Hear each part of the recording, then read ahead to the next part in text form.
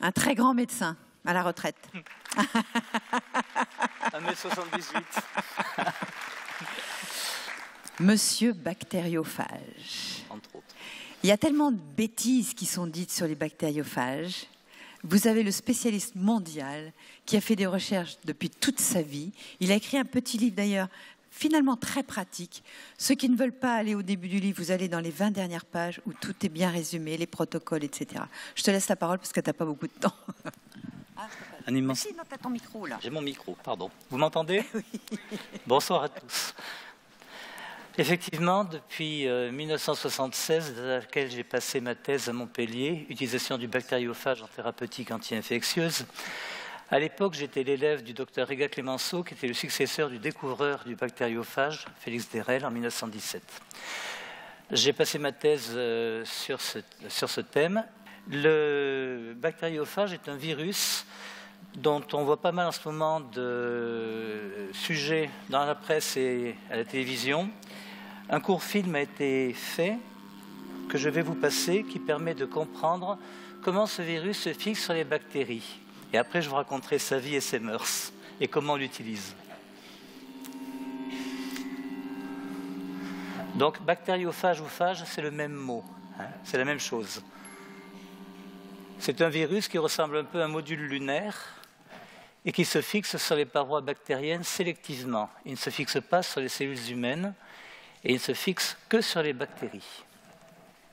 Tiens, ça ne marche pas. Ah si, ça arrive. Voilà, donc ici on voit une bactérie.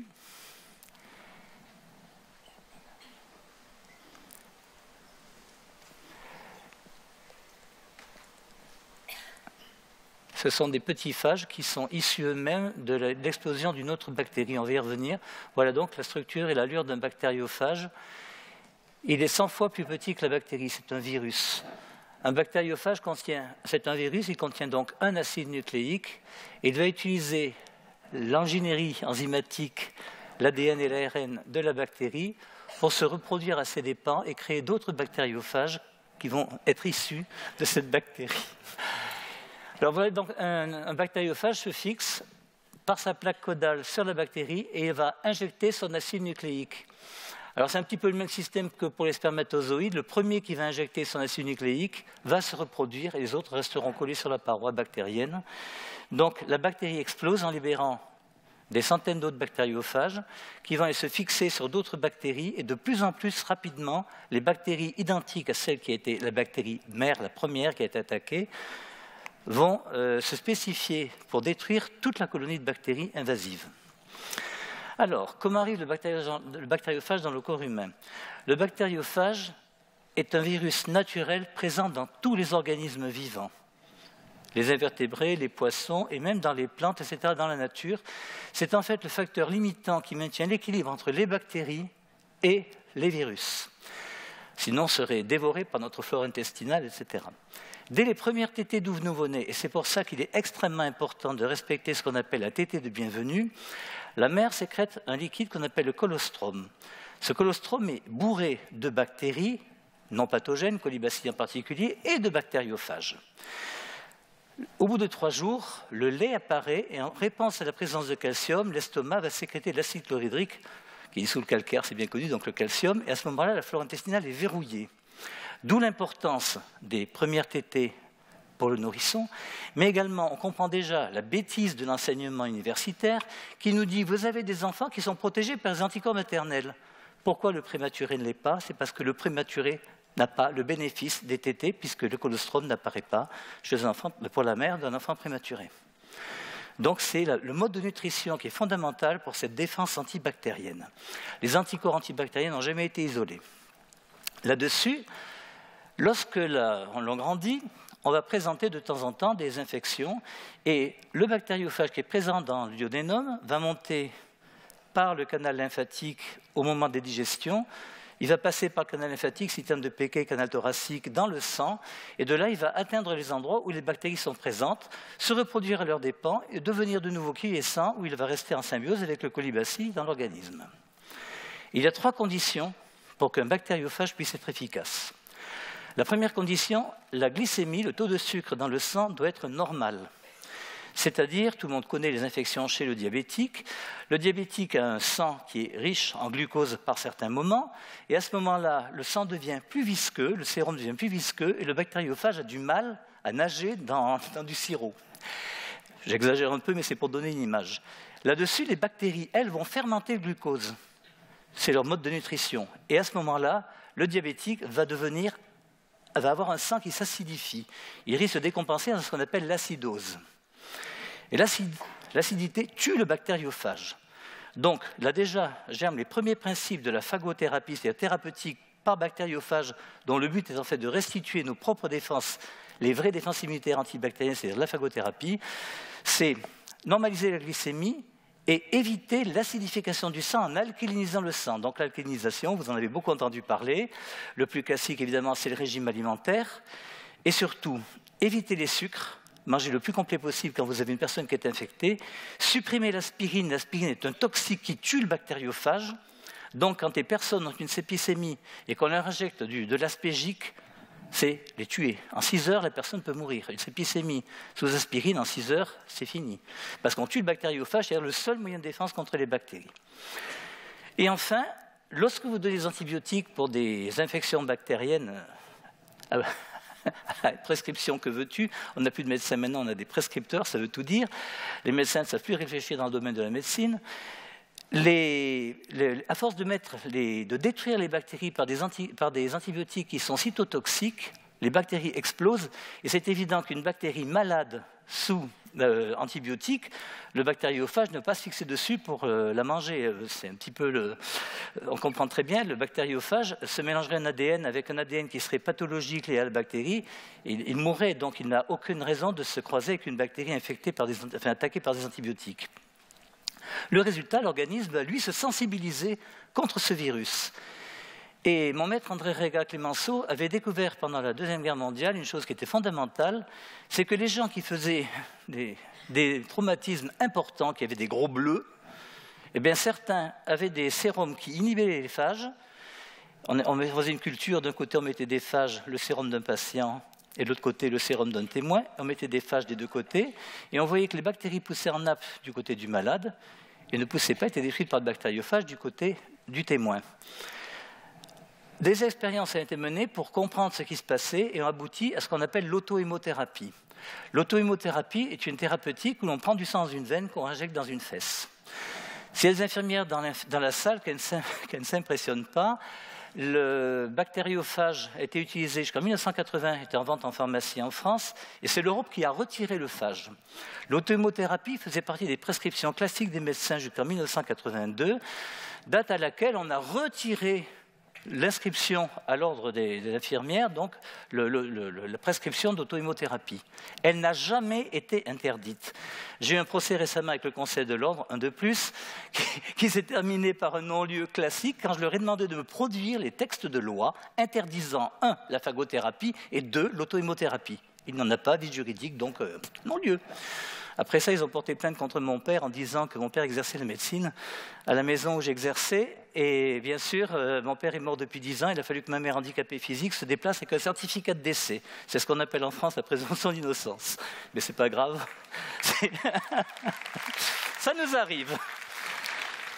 La dernière fois, le Conseil de l'Ordre m'a carrément menacé de mort suite à un... oui, on m'a menacé, docteur Rich, sortez pas la nuit, un coup de couteau dans le dos est vite arrivé. Je leur ai dit, de face et 2 jours, ça vous gênerait sans doute. Bon, oui, parce que le problème, c'est que j'avais aidé à traiter un jeune homme de 31 ans qu'on devait amputer d'une jambe, et il a été sauvé par phagothérapie, alors que c'était le jour, on l'a sorti de l'hôpital, contre avis chirurgical. Et si vous portez plainte contre un hôpital pour une infection nosocomiale, c'est le chirurgien qui paye. Comme ce gars-là, il a été sauvé par phagothérapie, ça montre que ce n'est pas le chirurgien qui est responsable, mais bel et bien les infectiologues qui ne sont plus compétents. Alors évidemment, les infectiologues, j'ai prescrit des antibiotiques, je ne risque rien, la justice leur donne raison. L'ennui, c'est que maintenant, avec la phagothérapie qui pointe son museau de plus en plus un peu partout, on comprend très bien que les infectiologues n'étaient pas contents et c'est eux qui avaient porté plainte contre moi. Il y a eu non-lieu. Donc, on a vu l'importance de la glycémie, du régime. N'oubliez pas ce que vous avez appris dans les congrès avec Marion, etc. N'oubliez pas que beaucoup de substances peuvent interférer avec le métabolisme des bactériophages. Et toujours, dans tous les domaines, je proscris les aspirines, tout ce qui est acidifiant. Évitez à tout prix également les médicaments qui ont un rôle hormonal, en particulier le soja qui est bourré d'oestrogènes et qui appartient en plus entièrement à Monsanto, donc c'est une firme qu'on doit combattre quand on aime la santé des gens. Et deuxièmement, le ginseng qui appartient à lui à Hansing Moon et qui est également un toxique, en ce sens qu'il provoque des accidents rénaux, un peu comme les racines de réglisse. Voilà, donc le ginseng et le soja, mettez ça de côté, utilisez-le pour les bouffées de chaleur pour la ménopause, mais comme médicament, mais pas comme aliment. Voilà. Donc ensuite, le bactériophage, alors lorsqu'on a mis en place tous ces traitements, c'est-à-dire la glycémie normalisée, alors pour la glycémie, demandez toujours à votre médecin de faire une analyse de sang, glycémie et en même temps hémoglobine glyquée. L'hémoglobine glyquée ou glycosylée, ancien mot français, c'est l'hémoglobine du globule rouge, c'est-à-dire que le globule rouge est une cellule sans noyau. L'hémoglobine enregistre les variations du sucre sur 11 jours. Votre diabétique, il passe de 0,50 à 2,60 g de sucre en quelques minutes parfois. Si vous piquez au moment où il est à 1 minute, vous dites, tiens, il n'est pas diabétique. Donc, il est diabétique et l'hémoglobine glyquée va enregistrer les variations du sucre sur 11 jours. C'est la comparaison avec hémoglobine glyquée et glycémie qui vous permet de savoir si la personne est diabétique ou non. Si vous n'avez qu'une glycémie, ça ne sert à rien. Donc, glycémie, le pH sanguin, approximativement, comme c'est difficile de trouver des laboratoires, on peut le faire. Je conseille, bien que ce ne soit pas une méthode extrêmement précise et qu'il peut y avoir des variations, on en parlait ce matin avec une personne d'ici, vous demandez à la personne de faire 3 fois pipi, et le 3e jet, elle pisse sur une languette et regarde tout de suite avant que ça refroidisse. En effet, quand on fait une analyse d'urine, on met au frigo. Si vous avez une infection urinaire, les bactéries fermentent le glucose dans les urines, et la fermentation ammoniacale dégage évidemment des bases, et vos urines sont alcalines. Résultat, on donne des acidifiants urinaires. Et puis quand vos patients ils meurent d'infection urinaire, vous les envoyez en cure thermale à La Preste-les-Bains, dont le pH est à 7,9. Ce sont les eaux les plus alcalines de France. Et là, vous avez des guérisons. Parce que d'une part, vous permettez aux bactériophages d'agir. Et d'autre part, en alcalinisant votre patient, vous évitez que les, que les bactéries prolifèrent. Voilà. Donc, en gros, une fois que vous avez donc fait vos 8 séances d'auto-hémothérapie, que vous avez tout normalisé, qu'au bout d'un mois et demi, le patient commence à être bien équilibré, s'il n'est pas guéri, on peut avoir recours à ce moment-là à des ampoules de bactériophages extérieurs. C'est isolé de l'eau des égouts, des eaux de rivière, on en trouve un peu partout, même dans l'eau de mer. Et c'est concentré surtout dans les eaux des égouts où il y a des bactéries, il y a des bactériophages. Quand il y a à manger, il y a les voraces qui sont là. Et donc, on filtre cette eau, on la centrifuge pour éliminer tout ce qui est microvirus type hépatite B, etc. Et cette eau est mise en suspension. On en trouve en Ukraine, on en trouve en Russie. Donc, si vous avez des amis qui vont en Russie, vous leur dites, vous passez dans une pharmacie, vous réservez une boîte parce que maintenant il faut les commander. Parfois, il y a une rupture aussi de stock en ce moment parce que les Américains et les Chinois commencent à s'y intéresser aussi. Le monde entier s'y intéresse puisque les antibiotiques sont dans une impasse. On a 250 000 morts chaque année d'infections nosocomiales en Europe. Donc, c'est une thérapeutique d'avenir qu'on a essayé d'étouffer parce que les lobbies ont noyauté totalement l'Europe et le Conseil européen. Ce qui fait que les lobbies des antibiotiques, tous ces vautours qui sont autour de nous, nous bouffent notre santé en nous imposant de manger des choses toxiques et de soigner avec des produits toxiques, alors que ces produits, que la nature a bien fait les choses, elle existe et on la connaît. On connaît les lois maintenant, on peut les utiliser. Donc, les ampoules de bactériophages étaient en vente dans les pharmacies jusqu'en 1980. Bactépiophage, bactésstaphyphage, bactéintestifage. Et en Ukraine et en Russie, ça a continué à être utilisé. Et l'apport que j'ai fait avec Réga Clémenceau, ça a été l'utilisation de l'auto-hémothérapie qu'ils ne connaissaient pas. Et on arrive à peu près à 100% de bons résultats maintenant. Donc c'est extrêmement intéressant à connaître, à divulguer. Et étant un des pionniers de cette technique, j'essaie de la faire connaître. Je donne mon numéro de téléphone pour ceux que ça intéresse, 06 79 73 66 51. Mes services sont gratuits. Quand vous avez fait ces préparations, c'est sur mon site bactériophage.info. Quand vous avez fait les premiers soins, je peux vous aider éventuellement, c'est gratuit par téléphone. Si vous avez besoin d'un apport de phage extérieur, j'ai des amis touristes qui vont en Russie, qui vont en Ukraine, qui m'en amènent, je les envoie gratuitement par la poste. Si on vous parle du chêne du froid, sachez que le bactériophage est détruit à 67 degrés. Donc évidemment, on voit mal la poste, je vous fais à ce point-là les colis. Simplement, le bactériophage est une thérapeutique qui est très peu coûteuse. qui est extrêmement efficace, qui est sans danger. Alors, on entend parfois parler de phages quiescents, de phages dormants, de phages actifs, etc. En fait, c'est une ignorance des scientifiques actuels qui travaillent sur le phage et qui ne connaissent pas ce qui se passe. Lorsque vous êtes en bonne santé, vos phages sont des phages dormants, des phages quiescents. Si un staphylocoque arrive, le premier bactériophage qui va se fixer dessus parce qu'il a un peu faim, va injecter son acide nucléique, comme on l'a vu, et les enfants qui vont naître de ça vont être de plus en plus actifs contre le staphylocoque. C'est-à-dire qu'ils existent dans leur ADN, ils vont capter de l'ADN de la bactérie quelques portions de la bactérie qu'ils vont ainsi reconnaître. Et petit à petit, ils vont acquérir ainsi une spécificité. C'est comme ça qu'on arrive à isoler des bactéries intestifhages contre toutes les infections, en particulier le choléra, les choses comme ça, les salmonelles, des bactéries pyophages contre tous les pyogènes, etc., pyocyanniques, staphylo, strepto, qui sont en général la même bestiole, qui varient de forme suivant les conditions du milieu. Lorsque vous faites l'auto-hémothérapie, vous supprimez les antiphages. Sont-ce des anticorps? On n'en sait rien, je ne parle que ce qu'on connaît. Tout ce qu'on sait, c'est que ces propriétés d'inhibition du bactériophage disparaissent avec l'auto-hémothérapie. Le support, y a-t-il des anti-anticorps? On n'en sait rien. Mais l'auto-hémothérapie est une thérapeutique extrêmement prometteuse, et on sait que quand on fait cette auto-hémothérapie, la bactérie perd sa résistance aux antibiotiques. Et donc c'est fondamental, ça montre que la résistance aux antibiotiques n'est pas une mutation de la bactérie, mais elle est liée aux conditions du milieu dans lesquelles vit la bactérie. Et ça, c'est extrêmement important. Le bactériophage avait été étudié par Félix Derel, vous le lirez sur mon site ou sur le livre si vous l'achetez. Ce bactériophage a été étudié par Félix Derel sur le choléra en Inde. Le choléra, c'est une histoire très simple. Vous avez une personne qui arrive, elle est infectée par le choléra, elle va chercher de l'eau dans un puits, dans les campagnes en Afrique ou en Inde, on fait les besoins autour de la maison, donc on a toujours plus ou moins des bactéries, soyons polis, sous les pieds. Quand on va chercher de l'eau, l'eau tombe sur les pieds, rince les pieds, et l'eau petit à petit retourne au puits. Une personne va donc contaminer l'eau du puits par des bactéries. Et puis petit à petit, pendant 12 jours, l'épidémie de choléra va fleurir, faisant des ravages, des dizaines et des dizaines de morts. Et bien sûr, ce sont les gens qui vont survivre, qui vont aller chercher de l'eau pour les malades. Et s'ils survivent, c'est qu'ils ont sur leurs pieds les virus bactériophages. À leur tour, les virus bactériophages vont rentrer dans l'eau du puits, et ce qui fait que les épidémies de choléra diffusent en quelques jours, et le front de la guérison rattrape le front de la maladie par le même chemin. Et ce qui fait que petit à petit, plus de choléra. Et Félix Derel a démontré ça. Les Anglais vaccinaient contre le choléra, il y avait autant de morts qu'avant, parce que le vaccin contre le choléra protégeait à 50%.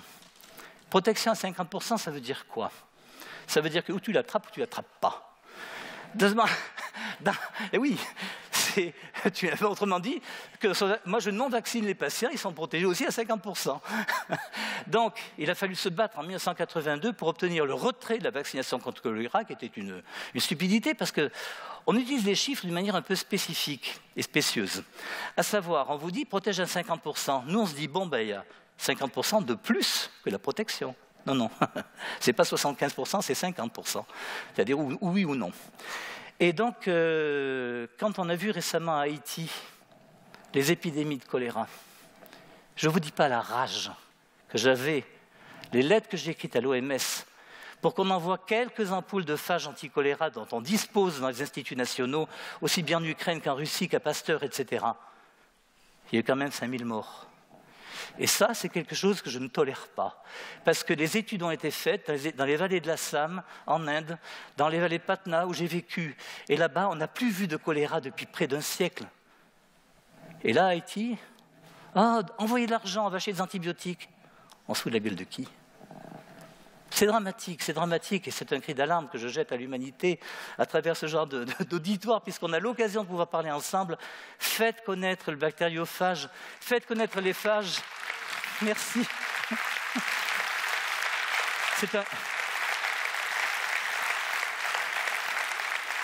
On s'est laissé voler notre alimentation, on s'est laissé voler nos soins, on s'est laissé voler nos consciences maintenant. Il est temps qu'on récupère, qu'on sorte de nos conditions de vie pathogènes et qu'on demande simplement à respirer de l'air non pollué, qu'on a le droit de vivre librement, mais de vivre simplement. Je vous remercie.